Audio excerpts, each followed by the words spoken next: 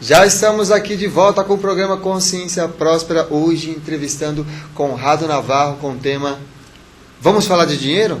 Título do livro do Conrado, publicado pela Nova Tech, que você que está escrevendo aqui via chat está participando, concorrendo a um sorteio que vai ser realizado no final do programa. Então vamos já para nossas participações aqui via chat.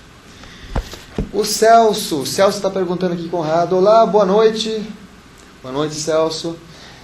Samuel, o programa está muito interessante. Conrado, quais os tipos de negócios que os milionários possuem? Valeu. Celso, a sua pergunta é muito legal porque ela traz uma palavra muito importante dentro dela. Negócios. Os milionários normalmente sabem que é importante, além de investir nas alternativas que a gente conhece de investimentos, criar ou participar sendo sócio de negócios. Então isso é fundamental. Agora, o tipo de negócio pode variar muito de acordo com o perfil dessa pessoa, desse milionário.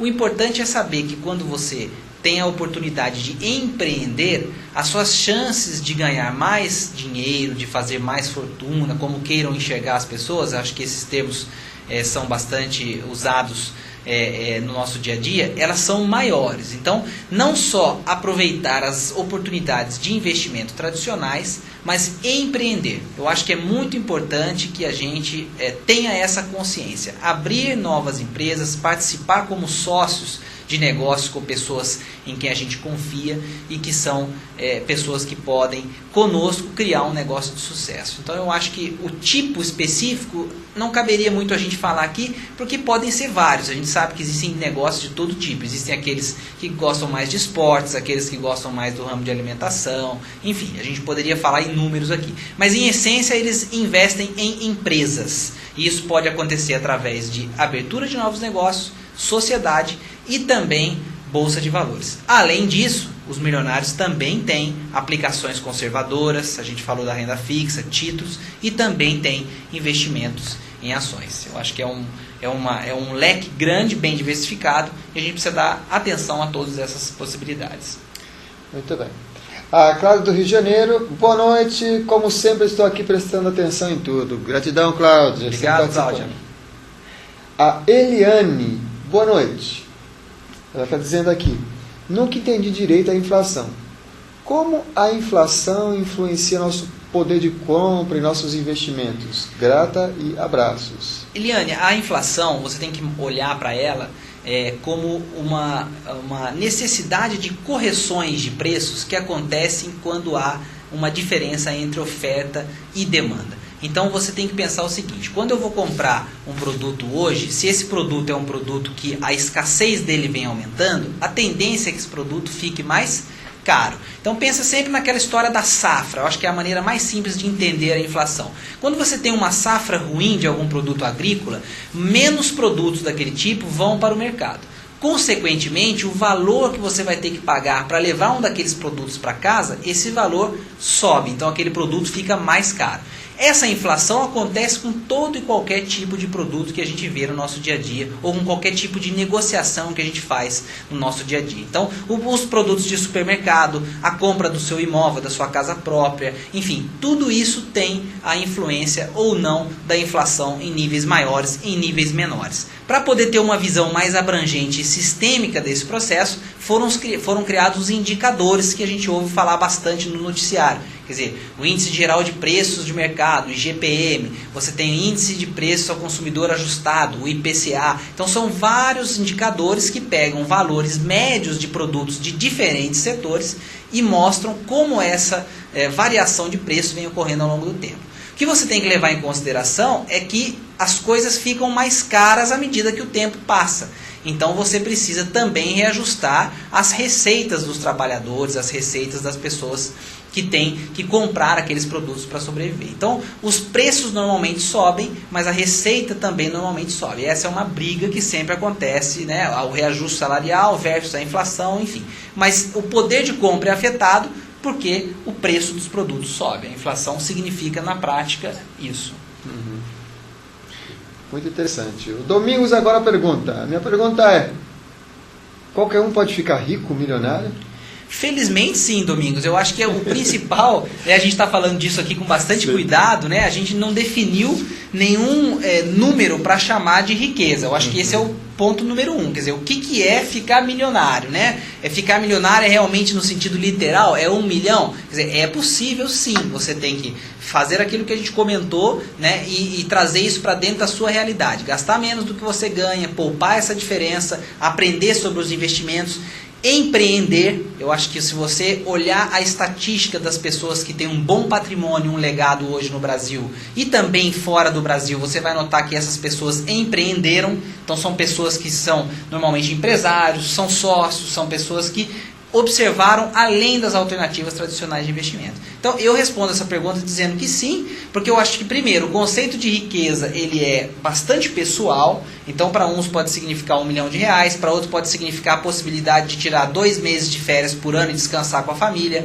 Para outros pode ser a possibilidade de ter uma casa própria e ter um trabalho em que ele consiga ter tempo livre para criar os filhos. Então riqueza não é só material, né? E quando a gente transporta isso para aí sim os valores, você tem que usar as alternativas de investimento, poupar, investir e eu acho que empreender, né? Eu sempre sustento essa última opinião. Empreender, ter o seu próprio negócio ou ser sócio de um negócio promissor. Eu acho que isso pode alavancar, às vezes, muito mais rápido do que só o investimento tradicional. E aquela pessoa, por exemplo, que nesse momento não tem nem como investir e está na questão muito grave das dívidas, né? Como é que a pessoa pode sair da dívida com maior facilidade? Olha, Samuel, essa infelizmente é uma realidade. A gente trabalha com pessoas que vivem essa situação. A primeira coisa, a gente comentou isso agora há pouco numa das perguntas que a gente recebeu. A primeira é assumir a responsabilidade. Eu vou tentar dar alguns caminhos aqui, alguns passos para a gente até discutir, para as pessoas refletirem. Quando você assume a responsabilidade, você passa a tomar uma decisão. Porque o que acontece normalmente no dia a dia das pessoas? Quem está endividado demais ou tem problemas financeiros tem 2 atitudes bastante contraditórias, bastante paradoxais. Uma delas, que é aquela mais tradicional, é assim: bom, eu não tenho como fazer nada, a culpa não é minha, né? Eu me endividei porque os juros são altos, eu me endividei porque foi um pedido da minha família, o fulano pediu dinheiro emprestado, os juros são muito altos. Sempre há um agente externo culpado por aquele problema do endividamento. O outro caminho, que é o caminho mais inteligente, o caminho da ação, é aquele que eu digo o seguinte: bom, eu cheguei nessa situação por minha própria conta, por decisões equivocadas que eu tomei ao longo da minha caminhada no que diz respeito ao dinheiro. Então vejam que se você parte para um desses caminhos, um deles é muito perigoso, porque você pode fazer com que esse ciclo continue acontecendo. O outro é o da ação. Eu sei que o problema também sou eu, podem ser outras pessoas e outras entidades também, mas a princípio sou eu. O que você tem que fazer? Primeiro, você tem que saber efetivamente qual é o seu padrão de vida possível. Como que você faz isso? Anotando receitas e despesas. Não tem como fugir disso. Pelo menos nos primeiros 30 dias, 60 dias, você tem que anotar tudo que você ganha, tudo que você gasta. É o controle financeiro no dia a dia. Exatamente. Pelo menos nesse começo, para que você tenha essa visão. Então, para não ficar uma coisa chata de sempre, você tem que fazer isso pelo menos no começo. Depois você tem que avaliar o seu orçamento e ver quais são as suas possibilidades de eventualmente negociar as suas dívidas. Então, o que é que eu devo? Você vai listar quais são os credores, qual é o valor da dívida, qual é o juro cobrado, fazer uma listinha e vai priorizar dentro daquela lista aquelas que você pode ou não pagar, primeiro ou depois, e como negociar. Vejam, você tem a sua situação financeira, quanto você ganha, quanto você gasta, você tem o que você precisa honrar nesse momento. Você vai achar dentro do seu orçamento uma possibilidade financeira e vai fazer uma proposta para o seu credor de pagar dentro da sua possibilidade. Então isso é fundamental. Quando a situação já está explosiva demais, quer dizer, a situação está caótica, você tem que eventualmente considerar, como a gente comentou antes, desfazer de alguma coisa, vender aquilo que você já não usa mais, enfim. Algumas medidas podem ter que ser drásticas, mas o importante é tomar conta, aceitar a responsabilidade para você poder tomar uma ação. Para sair da chamada corrida dos ratos, como exatamente. A corrida dos ratos é um termo criado pelo Kiyosaki, né, que é o autor do Pai Rico, Pai Pobre. Acho que as pessoas já conhecem. Na verdade é aquela história: você trabalha bastante, ganha um pouquinho mais, é promovido ou trabalha mais, aí você eleva o seu padrão de vida, gasta mais, daqui a pouco você consegue uma nova promoção, ganha mais, mas aí você tem um filho, outro filho, começa a gastar mais, quer dizer, esse ciclo não termina nunca, você vai ganhando mais e vai gastando mais, enfim, você fica realmente correndo atrás sem saber para onde ir, né? Eu acho que é fundamental romper esse ciclo, exatamente. Muito bem, e a Fabiola está perguntando aqui, acho que relacionado ao tema que a gente abordou no bloco passado. Olá Fabiola, boa noite. O que vale mais a pena, comprar ou alugar um imóvel? Essa é uma ótima pergunta, Fabiola, e ela não tem uma resposta certa, né? Então, vai parecer que eu estou ficando em cima do muro aqui com a resposta, mas vocês vão entender o ponto de vista que deve ser financeiro. Além de financeiro, claro, também tem um aspecto pessoal. Quando a gente fala de comprar uma casa, existem situações e situações. Imagina aquele casal recém-casado ou aquele jovem que tem a possibilidade de comprar a casa própria.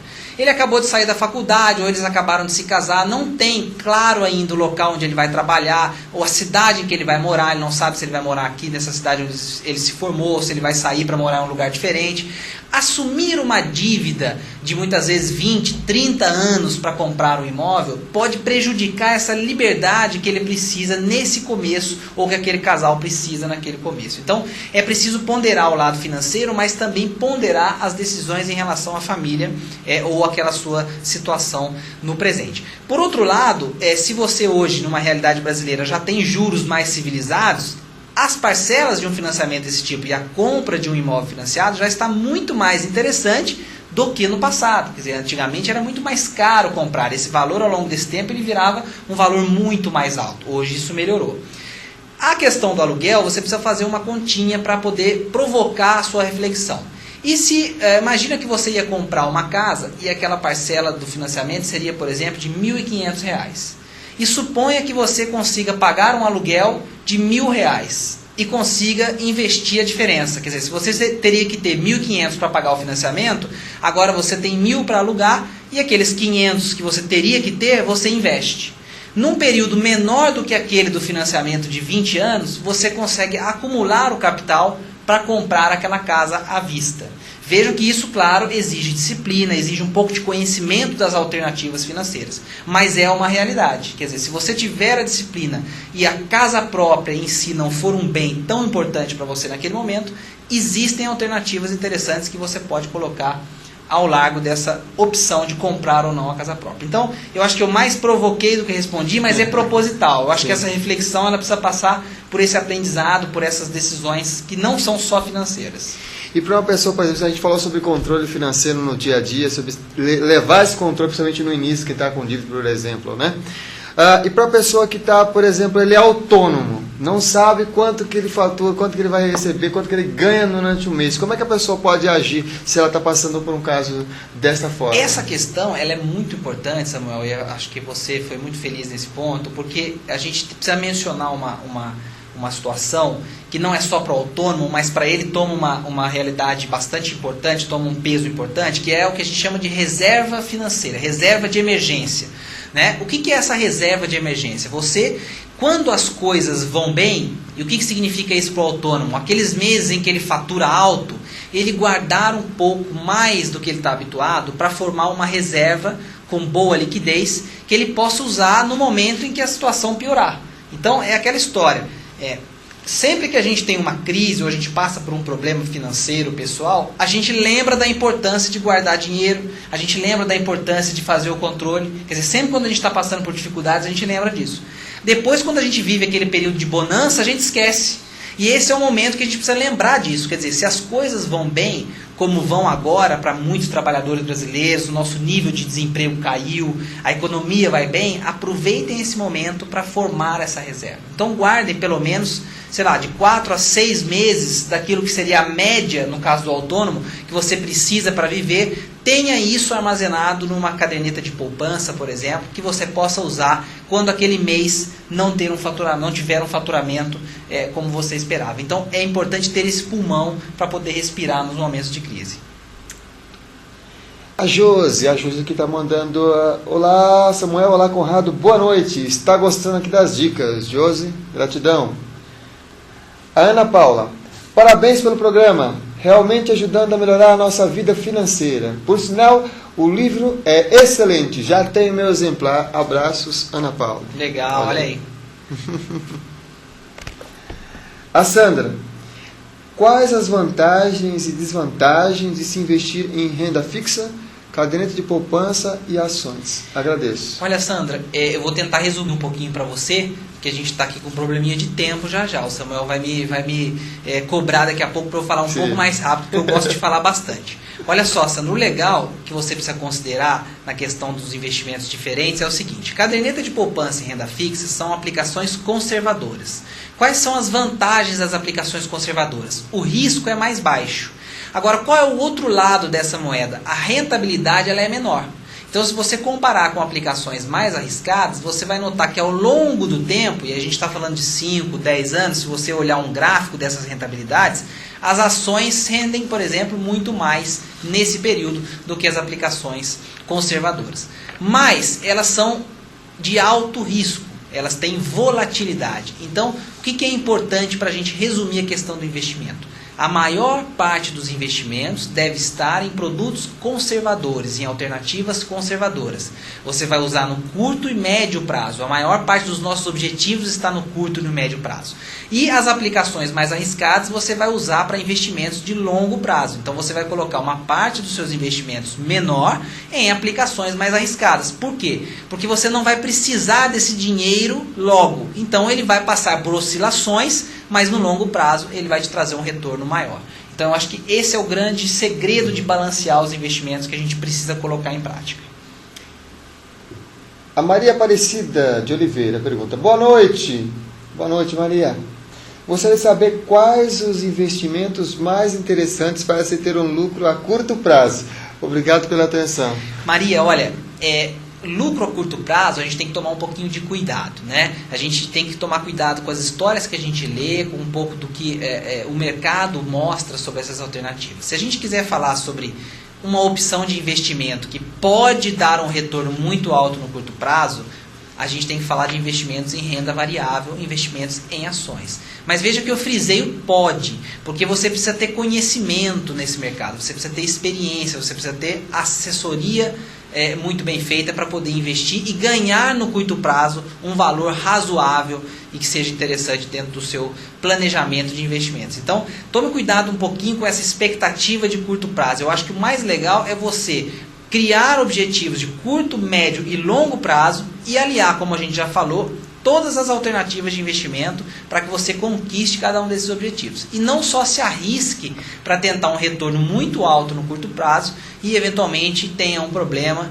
e perca aquele dinheiro. Então tomar muito cuidado, a gente tem sempre exemplos de aquelas empresas que oferecem sistemas de pirâmide financeira, outros que a gente não conhece muito bem o histórico, que prometem ganhos altíssimos. Tomar cuidado, ver o que o mercado diz sobre isso, qual é a média que acontece normalmente na nossa economia e trabalhar dentro desses patamares para que a gente não corra o risco de perder o dinheiro que a gente poupou com muito esforço. Vamos passar mais uma pergunta aqui, a da Lúcia. Conrado, que orientação você pode dar para as pessoas que têm uma receita mensal variável e não sabem exatamente quanto vai ganhar no próximo mês para planejar seu orçamento? Obrigada, Lúcia.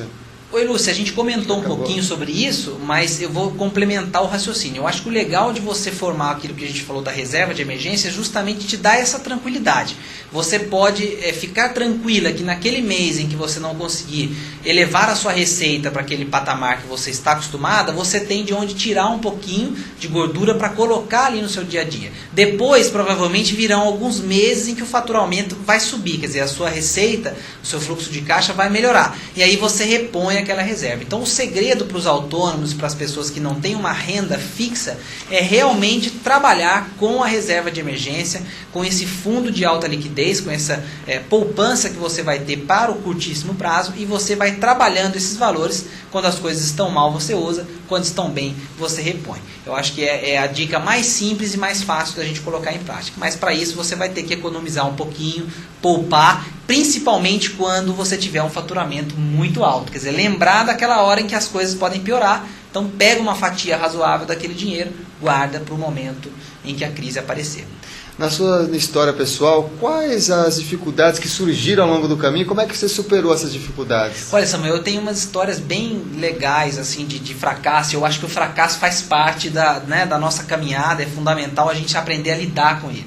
Eu costumo dizer que fracasso e frustração são duas coisas que vão estar presentes sempre. A gente precisa aprender a negociar com eles de uma forma mais tranquila. Eu tentei abrir já 2 empresas que não deram certo e faliram, quer dizer, eu passei pela iniciativa privada, um momento em que eu consegui acumular um bom patrimônio, mas eu tive problemas de saúde em decorrência do trabalho em excesso, quer dizer, de viver uma rotina de trabalho muito estressante. Então preferi optar pelo empreendedorismo, por criar minha própria empresa e me associar a outras pessoas para criar negócios. Então eu tive problemas pessoais, problemas de ordem de negócio e investimentos, tive problemas com a Bolsa de Valores, nessa crise que passou, como muita gente perdeu, mas aí você tem que entender o momento e aproveitar, muitas vezes tirando de outros lugares para comprar quando a coisa está lá embaixo. Então a minha história não difere das pessoas no geral, quer dizer, tive problemas realmente bastante comuns. Eu acho que o fundamental é saber que eles aparecem mesmo, né? E a gente tem que arrumar uma maneira de enfrentá-los e começar a agir